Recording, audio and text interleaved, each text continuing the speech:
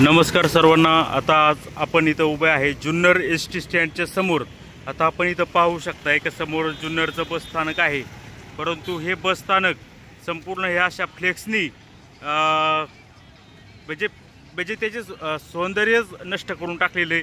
आता सौंदर्य तरी कशाला म्हणायचं, जर समोर अशा पद्धतीचे खड्डे वगैरे दिसत असेल, ही घाण दिसत असेल, तर आता मी इथं आलो होतो, परंतु मलाच ही अवस्था देखवली नाही। जरा वेळापूर्वी मी आलो होतो, या जागोजागी असे इतके घाण खड्डे पडलेले आहेत, लोकांना बसायला जागा नाहीये।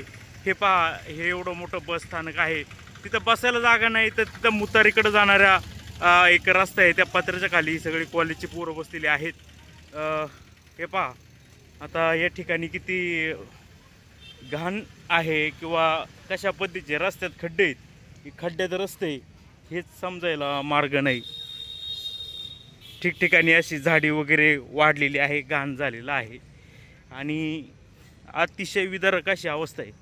तर आता आपण अजून आतमध्ये दाखवूया, एस टी स्टँडमध्ये जाऊन काय नक्की परिस्थिती आहे ती, कशी लोक बसतात। आणि हा दुर्दैवाने असं बी सांगावं लागेल, पर्यटन तालुका आहे आणि पर्यटन तालुक्यामध्ये अशी जर हालत असेल,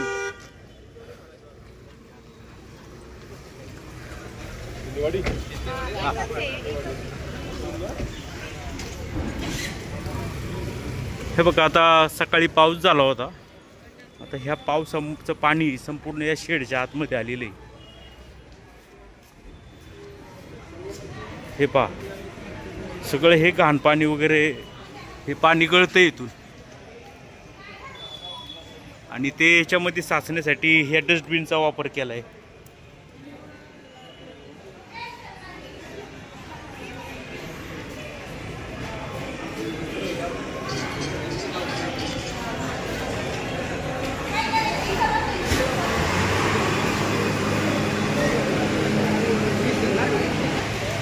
ही सगळी घाण इथं उगवलेली आहे, ही घाण सुद्धा काढायला सुद्धा प्रशासनाला जमत नाही।